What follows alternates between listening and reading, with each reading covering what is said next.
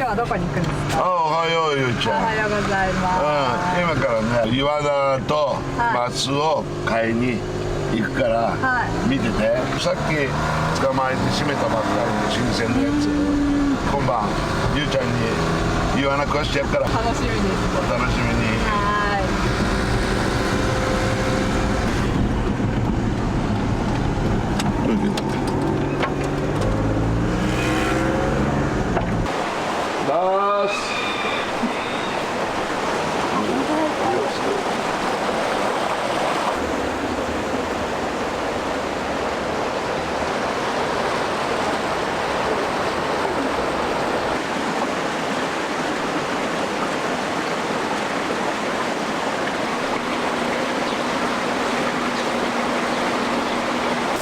岩菜が10匹、で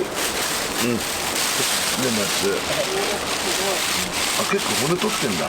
もう骨も全部小骨全部、本当。どうだ、見えるよ、綺麗でしょ。美味しいよ。すごい綺麗ですね。どうだ、岩菜、全部腹出して。出してる。